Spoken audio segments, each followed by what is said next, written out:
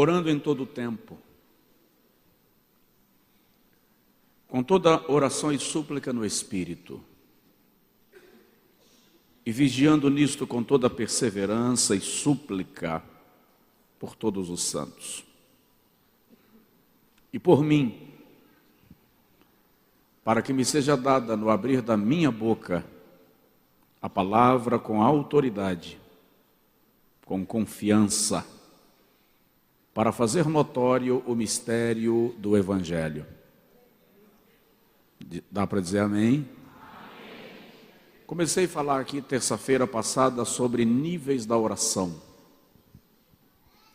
E falei com os irmãos que a oração deve ser guiada, maestrada e entendida, realizada em 3 níveis. No primeiro, Deus é o centro. No segundo, nós, aquele que está orando, é o foco da oração. E no terceiro nível, outras pessoas se tornam o foco da oração. Falei um pouco na semana passada, fazendo uma rápida exegese desse versículo, quando da expressão de Paulo, orando em todo o tempo, com toda oração e súplica, indica orando com toda sorte de orações, com todas as formas de orar, por todos os santos, e acompanhando da oração com a vigilância e perseverança. E Paulo, em todas as suas cartas, em algum momento ele diz, e orem por mim. Paulo nunca deixa de solicitar à igreja ou às igrejas que ele pastoreia, que orem por ele.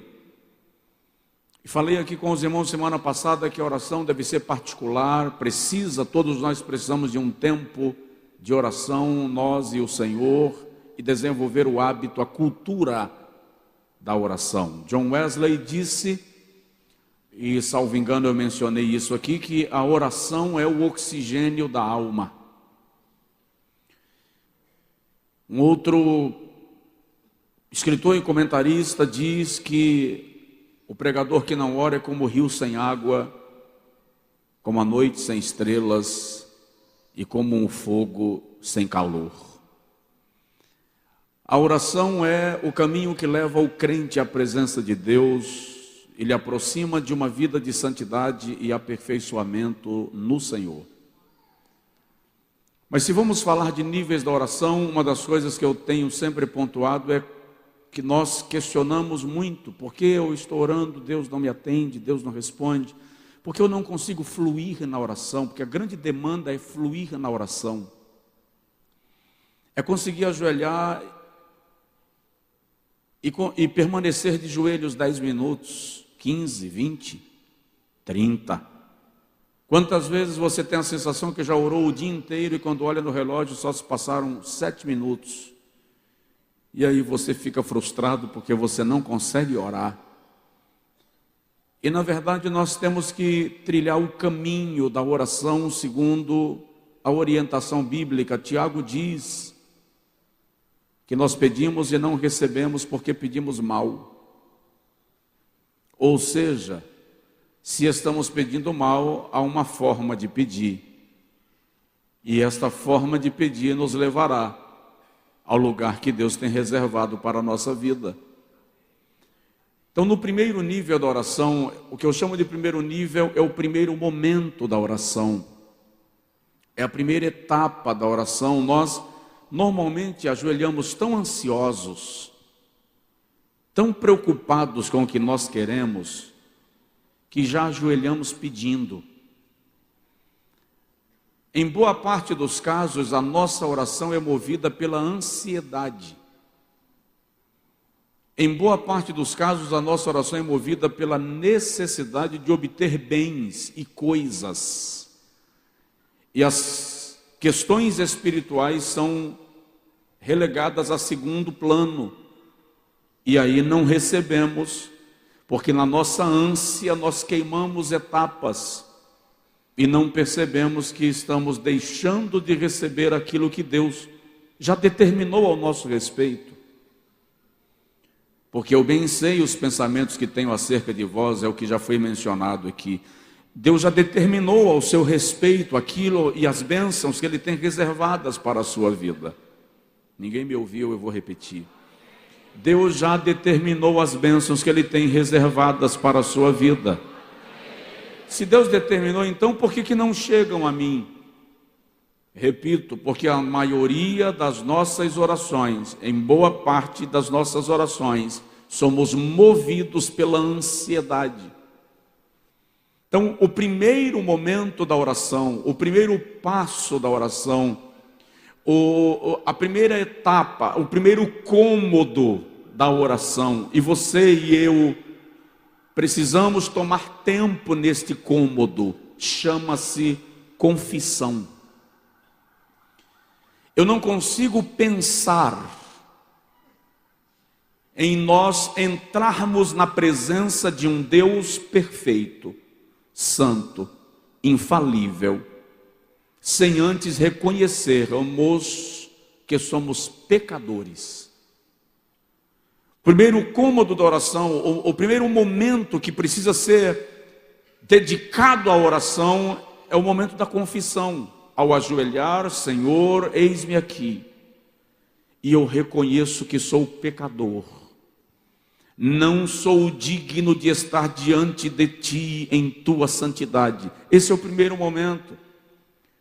Em muitos casos nós cometemos aquele pecado do fariseu que Jesus faz menção, que está no templo orando, batendo no peito e dizendo: graças te dou, ó Pai, porque eu não sou como esse publicano. Eu entrego os meus dízimos, eu jejuo, eu oro X vezes por semana. Quantas vezes nós aparecemos diante de Deus em oração, apresentando a Ele os nossos méritos, os nossos feitos, quando nós deveríamos e devemos aparecer diante de Deus apresentando os nossos defeitos. Senhor, eu sou um pecador. É incrível, irmão, pode prestar atenção, a reverência que os homens de Deus na Bíblia têm quando oram. Olha Abraão conversando com Deus, intercedendo por Sodoma: Senhor, não se irrite com o teu servo, tem misericórdia do teu servo. Olha Neemias orando por Judá no capítulo 1: Senhor, os nossos pais pecaram e nós fizemos pior do que eles, porque nós permanecemos em nosso pecado. Você não vai encontrar na Bíblia nenhum homem ou mulher de Deus orando e apresentando a Deus os seus feitos. Isso é coisa da igreja moderna, que se acha na condição de aparecer diante de Deus apresentando o seu currículo, como se o nosso currículo servisse para revelar para Deus que Ele não é tão grande e a gente não é tão pequeno, que Ele não é tão santo e a gente não é tão pecador. Profeta Isaías, no capítulo 64, versículo 6, profetizando, e o Senhor usando a boca do profeta para falar com o seu povo. Olha que coisa o Senhor diz para o povo de Israel através de Isaías: todos nós somos como o imundo, e todas as nossas justiças são como trapo de imundícia. Ou seja, o melhor de nós é trapo de sujeira,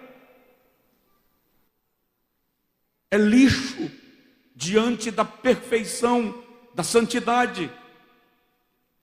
A santidade de Deus é tão plena que a Bíblia tem um termo específico para falar da santidade divina. Quando fala de coisas consagradas, quando fala de coisas santificadas, a expressão é kadosh, aquilo que foi tornado santo. O sacerdote foi tornado santo, o templo foi tornado santo, o altar, a pia, os utensílios do templo foram consagrados e assim tornaram santos, kadosh. Mas quando fala da santidade divina, a expressão é kodesh, que indica aquele que é santo na sua natureza, santo na essência, sem chance de erro, sem margem de pecar, perfeito, pleno, absoluto, eterno, sem falha, sem qualquer probabilidade de erro. Então, não dá para entrar na presença dele apresentando o nosso currículo. Não dá para entrar na presença dele apresentando nossos méritos. Primeiro cômodo da oração, e a maioria de nós não toma tempo nisto, é o cômodo da confissão. Pensamentos, sentimentos, intenções, motivações. É incrível como até na presença de Deus a gente consegue ser egoísta, invejoso.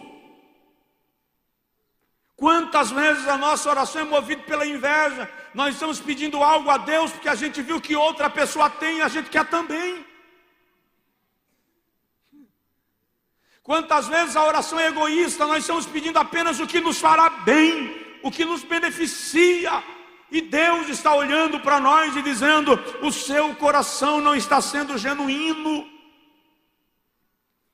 Então, o ato de confessar é reconhecer: Senhor, é possível que eu esteja diante de Ti, movido, coberto pelo engano do meu próprio coração, mas eu já estou reconhecendo o meu pecado e Te pedindo: perdoa-me. Salmo 32, versículo de número 5, o salmista diz: confessei-te o meu pecado e a minha iniquidade não encobri. Eu dizia no meu coração: confessar-te-ei os meus pecados e tu perdoarás as minhas transgressões. No Salmo 66, versículo 18 e 19, o salmista diz: se eu tivesse guardado o pecado no meu coração, o Senhor não teria me ouvido, mas graças a Deus, o Senhor ouviu a voz da minha oração. Isaías 59, 1 e 2, diz assim: eis que a mão do Senhor não está encolhida para que não possa salvar, nem os seus ouvidos agravados a fim de que não possam ouvir, mas os vossos pecados fazem separação entre vós e o vosso Deus, para que Ele não vos ouça. Ou seja, nossos pecados atrapalham a resposta das orações. Nossos pecados vão impedir milagres acontecerem em nossa vida. Tem milagre na sua história que Deus já liberou, mas a falta de confissão está obstruindo a resposta chegar na sua vida para a glória do nome de Deus. Romanos 5:20, Paulo diz que onde abundou o pecado, superabundou a graça. Primeira epístola de João, capítulo 1, versículo 7, se andarmos na luz, como Ele na luz está, temos comunhão uns com os outros, e o sangue de Jesus Cristo, seu Filho, nos purifica de todo pecado. Provoca seu vizinho e diz para ele: tome tempo na confissão. Tome tempo na confissão. Conversa com Deus. Porque a confissão é o momento da lavagem. Presta atenção, o sacerdote não podia entrar no lugar santo sem antes se lavar com água pura. Agora, por que a Bíblia faz questão de mencionar que a água era pura? Alguém aqui toma banho com água que não seja limpa? Levanta a mão. Então por que a Bíblia diz água pura, água limpa? Porque era deserto. Não havia abundância de água. Então a pouca água que havia era utilizada e reutilizada tantas quantas vezes fosse possível. Então quando o texto diz água pura, está dizendo antes que ela fosse utilizada para qualquer outro propósito, ela servia para a purificação do sacerdote. Por quê? Porque ele iria entrar no lugar santo para representar o povo. O que aquela água limpa simboliza é a confissão. Antes de entrarmos no lugar da santidade, nós precisamos ser purificados, lavados. E isso acontece a partir do momento que reconhecemos os nossos pecados e os colocamos diante de Deus, para que em sua misericórdia Ele nos alcance e nos perdoe. Alguém aqui me entendeu? Diga amém. Então vamos lá. O segundo cômodo da oração, ainda no primeiro nível, Deus é o centro, Deus é o foco. O segundo cômodo da oração, depois que você tomar tempo confessando, mude de sala, vá para a sala das ações de graças. Vá para a sala da gratidão. Vou repetir. Boa parte de nós queima essa etapa. E eu acho engraçado que nós normalmente pedimos as coisas a Deus a varejo e agradecemos no atacado. Quando nós vamos pedir as coisas a Deus, nós fazemos uma lista. É ou não é? Senhor, eu te peço acerca disso, acerca disso, acerca disso. A gente faz uma lista. Mas na hora de agradecer, a gente diz assim: Senhor, eu te agradeço por todas as bênçãos que o Senhor me deu. Agradeça tão detalhadamente como você pediu. Tome tempo agradecendo. Gratidão é uma virtude cristã.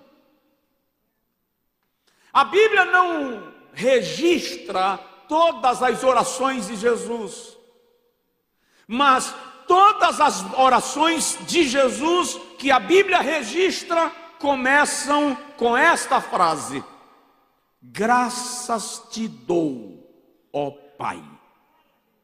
Sempre, sempre.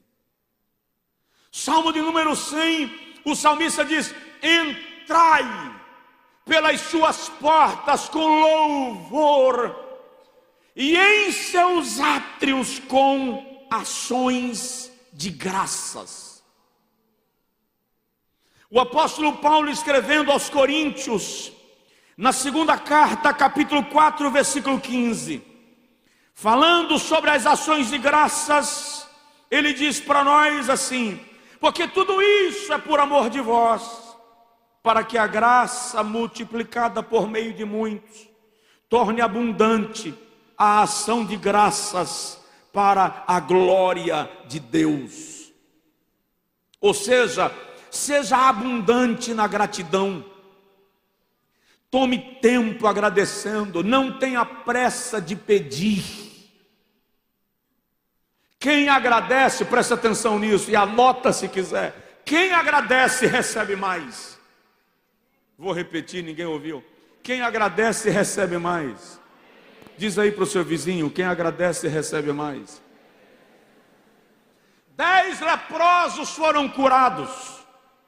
Senhor, tem misericórdia de mim, de nós. E o Senhor disse: ide, apresentai-vos ao sacerdote. E a caminho do templo eles foram curados. Um voltou para agradecer. Este um que voltou para agradecer, Jesus disse: a tua fé te salvou. 9 foram apenas curados. Quem voltou para agradecer recebeu também salvação. Quem agradece recebe mais.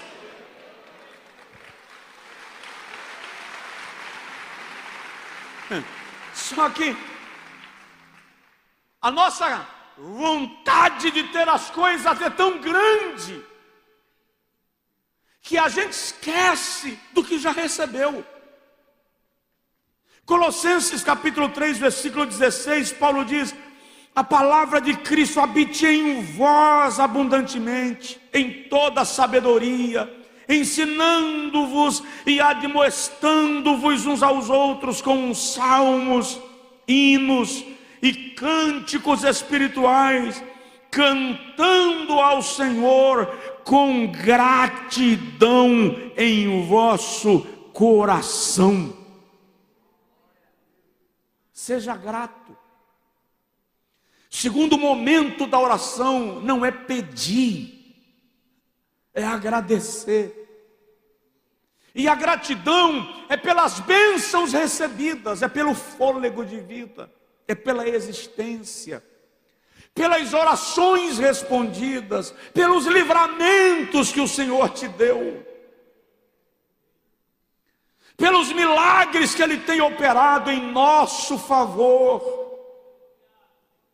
O compositor diz assim: conta quantas bênçãos são recebidas da divina mão, uma a uma, dize-as de uma vez, e hás de ver surpreso o quanto Deus já fez. Aleluia. Colossenses 2:7, Paulo diz assim: arraigados e edificados nele, e confirmados na fé, assim como fostes ensinados, crescendo em ações de graças. Então, querido, primeiro cômodo da oração, o primeiro momento da oração é confissão. Não adianta ficar argumentando diante de Deus nossos méritos, nossa santidade, nossa justiça, porque diante dele toda a nossa justiça é trapo de imundícia. Segundo momento é de gratidão, é dizer para Ele: graças te dou, ó Pai, eu te agradeço, Senhor. E aí faça uma lista, agradeça porque você enxerga. Se você não enxerga, agradeça porque você ouve. Se você não ouve, agradeça porque você fala. Se você não fala, agradeça porque você respira. Agradeça porque a mão funciona. Agradeça pelo café da manhã, porque teve gente que não comeu. Agradeça pelo almoço, porque teve gente que comeu restos de um restaurante. Agradeça pelo jantar, porque tem gente aqui essa noite que não jantou ainda. Agradeça pela roupa, porque tem gente que não tem o que vestir. Agradeça pela coberta, porque tem gente dormindo debaixo do viaduto sem cobertor. Aprenda a agradecer, aprenda a ser grato. Eu já disse para os irmãos aqui, toda criança tem um momento que reclama de tudo na vida. O meu não foi diferente. Reclamava do sapato, reclamava da calça, reclamava da comida, reclamava. Um dia eu levantei um pouquinho antes das 6 da manhã, fui no quarto: levanta que você vai viajar com o pai. Para onde, pai? Não tem aula hoje, eu quero lhe mostrar um negócio. Mas não pode ser mais tarde não, que é longe. Vamos, eu pego o travesseiro, você deita no banco de trás do carro e vai dormindo. Peguei, coloquei no carro dormindo e viajei. Fui para o extremo, fui para o último lugar que eu queria mostrar para ele, do Umbuzeiro para cima, lá perto de Mundo Novo. E comecei a passar nas roças onde eu catava mamona, no lixo onde eu catava garrafa para vender, alumínio para ajudar a comprar o material da escola.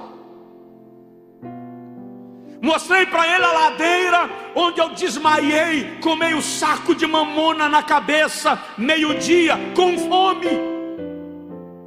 E só acordei no final da tarde com o rosto queimado do sol. E é incrível que eu parei no lugar onde eu desmaiei de fome por volta de meio-dia. Não foi planejado, mas cheguei lá mais ou menos meio-dia e contei para ele a história em detalhes. Quando eu terminei de contar a história, ele ainda pequeno abraçou na minha perna e disse assim: pai, tá bom. Está bom o quê? Eu já entendi. O que é que você entendeu? Eu entendi que eu tenho que agradecer porque na sua idade a vida era mais difícil do que na minha. Eu disse: exatamente. Para de reclamar e agradece, porque Deus te privilegiou, porque Deus te agraciou. Então começa a agradecer, porque tem gente em situação muito pior do que a tua, e ainda assim está celebrando o nome do Rei dos Reis e Senhor dos Senhores. Aliás, eu recebi ontem um vídeo de um amigo, um culto em Lauro de Freitas, domingo passado.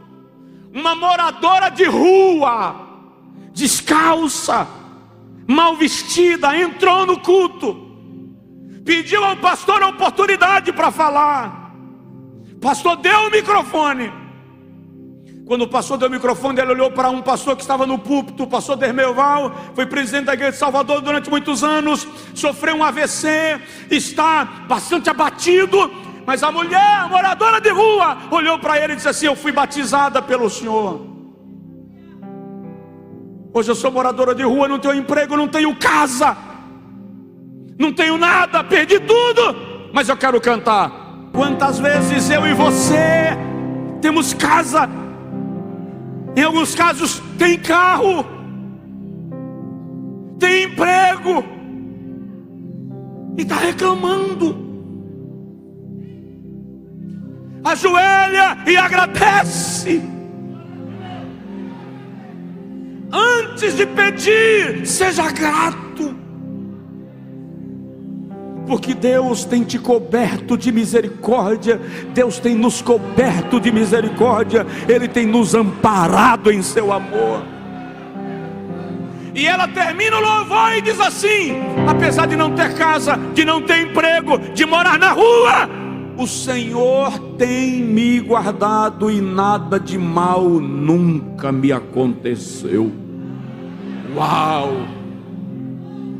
Eu e você, morando na rua, já diria que tudo de mal nos aconteceu. Ela está dizendo: nada de mal nos aconteceu. Provoca o vizinho e diz para ele: seja grato. Já vou terminar. No primeiro nível da oração, Deus é o centro. E nesse primeiro nível da oração, você tem o primeiro cômodo, confissão. O segundo, gratidão. O terceiro, louvor. Gratidão e louvor não é a mesma coisa, pastor? Não. Louvor é um degrau à frente da gratidão. Eu agradeço a Deus pelas coisas que eu recebi, mas eu o louvo pelas obras das suas mãos, por tudo que Ele faz. E aí, é incrível como, sem julgar qualquer intenção, mas como nós conseguimos ser, desculpa o termo, hipócritas do louvor. Olha o que a gente diz: te louvarei.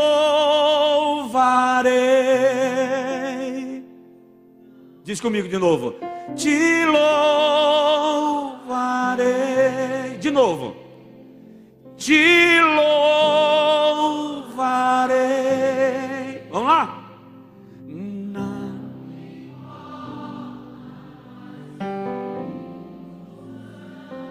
E a gente louva, não importa as circunstâncias.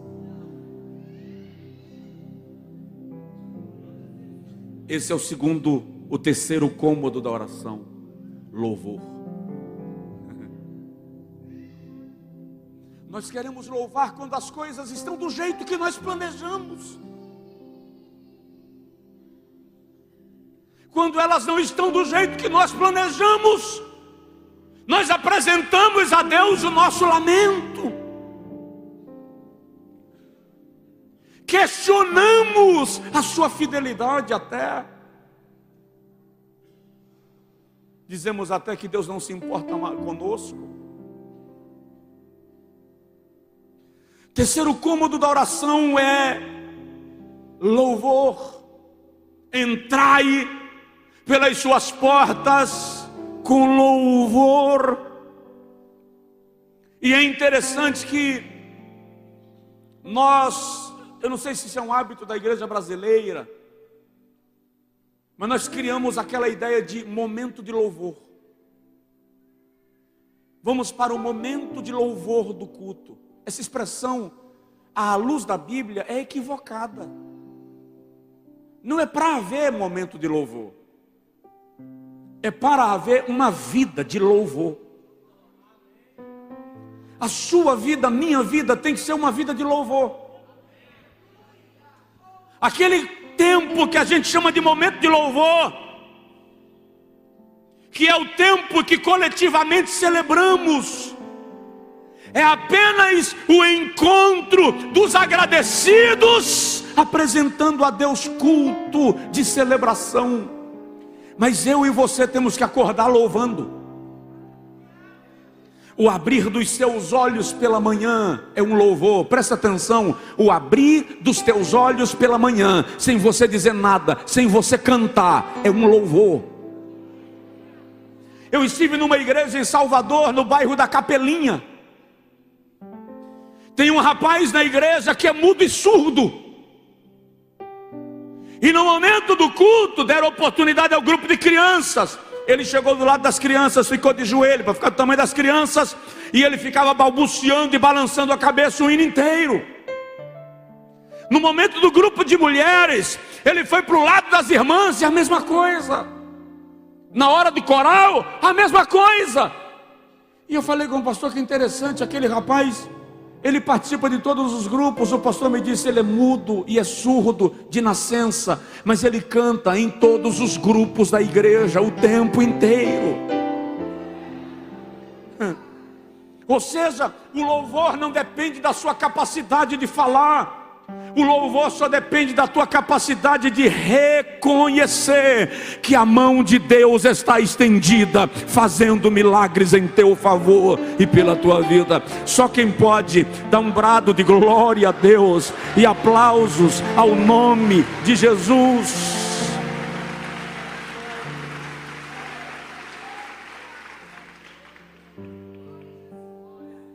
Eu vou encerrar por aqui, terça-feira a gente continua. Eu queria agilizar aqui o processo, mas eu vou atropelar algumas coisas que podem mudar a sua vida. E eu não posso atropelar aquilo que pode ser um divisor de águas na nossa existência. Mas não esquece que o primeiro momento da oração é confissão. O segundo momento da oração é gratidão. E se eu e você, se nós formos fiéis na confissão e na gratidão, a nossa ansiedade por pedir vai ser reduzida. E anota essa, leva para casa, memoriza isso. Agradecer não te coloca no risco de perder o que você quer receber de Deus. Pelo contrário, ainda que você apenas agradeça e não fique tempo para pedir nada, quando você agradeceu, os seus pedidos já foram registrados diante do Senhor, porque Jesus diz assim: o Pai sabe de tudo que vocês precisam, antes mesmo que vocês abram a boca para pedir. Quem aprende a agradecer tem menos necessidade de pedir. Seja grato.